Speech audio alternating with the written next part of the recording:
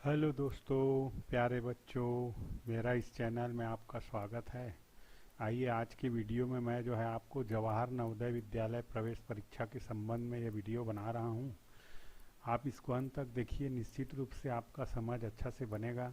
यदि आप एक पालक हैं या शिक्षक हैं तो आपके लिए ये एक अच्छा सहयोग होगा, जिससे आप बच्चों को बता सकते हैं कि किस तरह से OMR शीट को भरा जाता है और कौन इसमें इस परीक्षा में भाग ले सकता है। देखिए, नवोदय विद्यालय जो है राष्ट्रीय शिक्षा नीति 1986 के अनुसार भारत सरकार ने जवाहर नवोदय विद्यालय प्रारंभ किए थे। वर्तमान में जवाहर नवोदय विद्यालय 28 राज्यों और 9 संघ शासित क्षेत्रों में संचालित है। यह सहशिक्षा वाले आवासीय विद्यालय हैं जिन्हें एक स्वायत्त संगठन नवोदय विद्यालय समिति के माध्यम से भारत सरकार द्वारा संपूर्ण वित्तीय सहायता प्राप्त है। नवोदय विद्यालय में दाखिले जवाहर नवोदय विद्यालय चयन परीक्षा के माध्यम से कक्षा 6 में किए जाते हैं, जो प्रति वर्ष होता है। इन विद्यालयों में कक्षा 8 तक का जो शिक्षा का माध्यम है मातृभाषा अथवा क्षेत्रीय भाषा है, और इसके बाद कक्षा 9 से गणित और विज्ञान के लिए अंग्रेजी माध्यम और सामाजिक विज्ञान के लिए हिंदी माध्यम है। इन विद्यालयों के छात्र केंद्रीय माध्यमिक शिक्षा बोर्ड के कक्षा 10वीं और 12वीं की परीक्षाओं में बैठते हैं। यद्यपि इन विद्यालयों में छात्रों को निःशुल्क आवास, भोजन, गणवेश, पाठ्यपुस्तक प्रदान की जाती है, परंतु कक्षा 9वीं से 12वीं तक के छात्रों से सामान्य शुल्क के रूप में प्रति माह 200 रुपये लिए जाएंगे। अनुसूचित जाति, अनुसूचित जनजाति बालिकाओं एवं उन छात्रों जिनके अभिभावक गरीबी रेखा से नीचे जीवन यापन करते हैं को शुल्क से छूट प्रदान की गई है।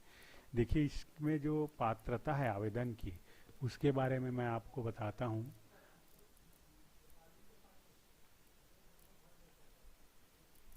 आवेदन की पात्रता देखिए, सभी विद्यार्थियों के लिए केवल उसी जिले के अभ्यर्थी जहां नवोदय विद्यालय स्थापित हैं प्रवेश के लिए आवेदन कर सकते हैं।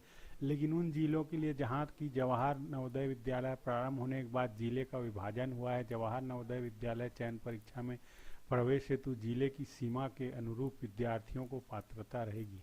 यदि विभाजन से निर्मित जिलों में नवीन जवाहर नवोदय विद्यालय नहीं खोला गया हो, निर्धारित चयन परीक्षा में बैठने वाले अभ्यर्थियों को उसी जिले जहां वह प्रवेश लेना चाहता है या चाहती है कि सभी सरकारी सहायता प्राप्त, अन्य मान्यता प्राप्त सर्व शिक्षा अभियान की योजनाओं के अंतर्गत आने वाले विद्यालय अथवा राष्ट्रीय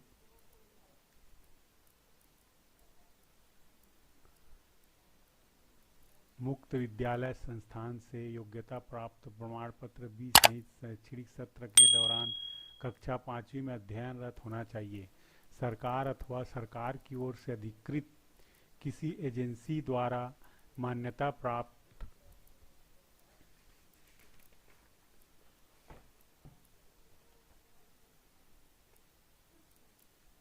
घोषित विद्यालय को ही मान्यता प्राप्त माना जाएगा। सर्व शिक्षा अभियान के अंतर्गत आने वाले विद्यालय को सरकार अथवा सरकार द्वारा प्राधिकृत एजेंसी द्वारा आयोजित होना चाहिए। वे विद्यालय जिनके छात्र NIOS राष्ट्रीय मुक्त विद्यालयीन संस्थान से योग्यता प्रमाण पत्र भी प्राप्त किए हैं हो, उन्हें NIOS द्वारा प्राधिकृत होना चाहिए। छात्र का सफलतापूर्वक कक्षा 5 में पिछले सत्र में उत्तीर्ण होना अनिवार्य है। इस स्थिति में वह कक्षा 6 में आगामी सत्र में वास्तविक प्रवेश पा सकेगा। ग्रामीण कोटे के अंतर्गत प्रवेश चाहने वाले अभ्यर्थियों के लिए आवश्यक होगा कि वह ग्रामीण क्षेत्र में स्थित किसी सरकारी सहायता प्राप्त, मान्यता प्राप्त विद्यालय से तीसरी, ये ध्यान देने योग्य बात है, तीसरी, चौथी और 5वीं कक्षाओं में निर्विघ्न, बिना उपस्थिति क्रम टूटे एवं बिना किसी कक्षा में पुनरावृत्ति के अध्ययन किया हो और उन कक्षाओं में उत्तीर्ण हुआ हो और उसने औपचारिक शिक्षा प्रणाली के अंतर्गत प्रत्येक कक्षा में एक सत्र तक अध्ययन किया हो। अभ्यर्थी जिन्होंने कक्षा 5 की परीक्षा सर्व शिक्षा अभियान अथवा राष्ट्रीय मुक्त विद्यालय संस्थान से B प्रमाण पत्र योग्यता सहित उत्तीर्ण की हो, वे भी इस परीक्षा में बैठ सकते हैं, बशर्ते कि वे आयु सीमा में हों। ऐसे अभ्यर्थियों के आवेदन पत्र जिला शिक्षा अधिकारी अथवा जिला विद्यालय निरीक्षक के द्वारा सत्यापित किए जाएं। सर्व शिक्षा अभियान अथवा राष्ट्रीय मुक्त विद्यालय संस्थान के प्राधिकृत केंद्रों संस्थाओं के छात्रों को ग्रामीण स्थित स्थिति का निर्धारण तहसीलदार अथवा मजिस्ट्रेट द्वारा प्रमाण पत्र के आधार पर किया जाएगा, जिसमें यह संकेत किया गया हो कि वह छात्र पिछले 3 वर्षों से ग्रामीण क्षेत्र में निवास कर रहा है। नगरीय एवं अधिसूचित क्षेत्रों के छात्र भी उपयुक्त योजनाओं में अध्ययन कर रहे हों, वे ग्रामीण कोटे के अंतर्गत प्रवेश के पात्र होंगे। किसी भी अभ्यर्थी को किसी भी परिस्थिति में चयन परीक्षा में दूसरी बार नहीं बैठने दिया जाएगा। देखिए, ग्रामीण अभ्यर्थियों के लिए इसमें जो आरक्षण है वो देखिए, प्रत्येक जिले में कम से कम 75% स्थान ग्रामीण क्षेत्रों से चुने गए अभ्यर्थियों से और शेष स्थान उस जिले के शहरी क्षेत्रों से चुने गए अभ्यर्थियों से भरे जाएंगे। तो यहाँ पे देखिए, आरक्षण भी जो नियम होता है उसके अनुसार जाति, अनुसूचित जाति, जनजाति, पिछड़ा वर्ग का जो आरक्षण होता है वो भर्ती में आरक्षण दिया जाता है। दूसरी चीज़ है, देखिए परीक्षा का संरचना क्या है। देखिए, चयन परीक्षा की अवधि 2 घंटा की होती है और इसके 3 खंड होंगे।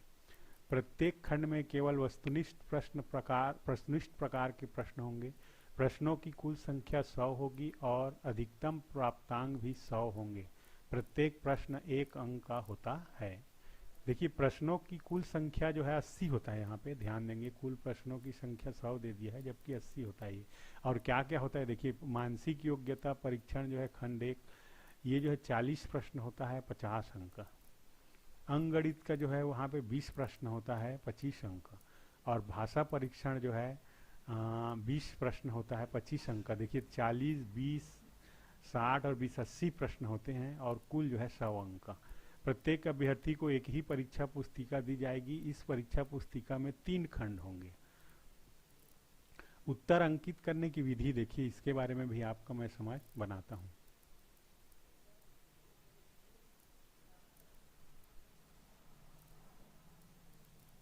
ये देखिए, ये जो है इम्पॉर्टेंट होता है, इसको आपको जानना चाहिए। देखिए, इसको जो है यूज ब्लू और black ball point pen only. यहाँ पे देखिए शीश का उपयोग वर्जित होता है।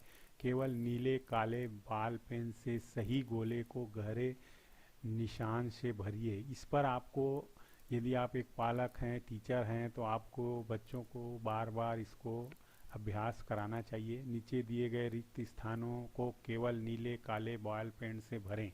देखिए, इसमें पहला होता है अनुक्रमांक रोल नंबर। इस डब्बे में 1-1 अंक को भर के रोल नंबर को भरा जाता है। यहाँ पे गौर कीजिए, अभ्यर्थी का नाम बड़े अक्षरों में कैपिटल लेटर में यहाँ पे लिखना रहता है, जो भी नाम रहेगा इस डब्बे में। यहाँ पे देखिए, पिता का नाम बड़े अक्षरों में, father's name in capital letters. तो इस डब्बे में जो है आपके विद्यार्थी के जो पिता का नाम होगा वो भरा जाता है।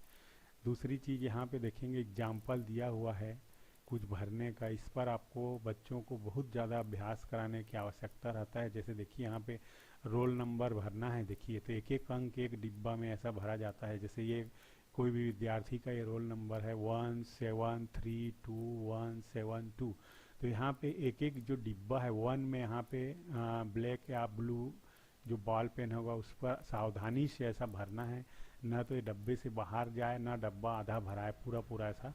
यहाँ पे देखिए 1 में है, ये 2 में यहाँ भरा है। देखिए यहाँ पे 7 आया है तो 7 में डार्क किया गया है। तो इस चीज़ को ध्यान देना है। यहाँ पे देखिए मुख्य प्रश्न पुस्तिका का जो क्रमांक है वो यहाँ भरा गया है और इसमें पहले अंकों में उसको भरने के बाद उस अंक को यहाँ पे नीचे में ऐसा डार्क किया गया है। 5 है तो यहाँ पे 5 में यहाँ डार्क किया, 1 में ऐसा, इस तरह से। उसके बाद देखिए यहाँ पे state code, district code, block, ये सब आप प्रवेश पत्र में आपको प्राप्त होता है, जिसको आपको भरने का अभ्यास पहले से कर लेना चाहिए। दूसरा भाग जो होता है देखिए यहाँ पे पुनः ये भरने का है। देखिए अनुक्रमांक, ये जो ऊपर बताया गया उसको इस तरह से खाली डिब्बा मिलेगा जिसमें आपको ऐसा भरना रहेगा। तो ये चीज़ को आप बार बार अभ्यास कर लिए रहेंगे। उसके बाद आता है देखिए आंसर देने का तरीका। देखिए यहाँ पे देखिए आंसर्स, ये देखिए यहाँ पे क्रमांक दिया है, कुल 80 है। देख लीजिए यहाँ पे 80, 1 से लेके 80 प्रश्न के लिए जो है 4 रिस्पांस दिया गया है, A, B, C, D।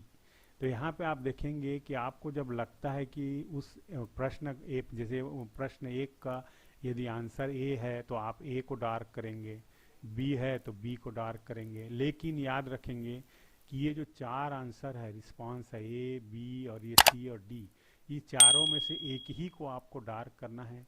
यदि आप एक बार डार्क कर डाले तो उसको आप बदल नहीं पाएंगे। तो इसलिए आप जो है ध्यान पूर्वक अच्छा से प्रश्न को पढ़ लेंगे और उसके बाद सही उत्तर जो रहेगा उसको डार्क करेंगे। दोबारा आपको उसको बदलना संभव नहीं होता है।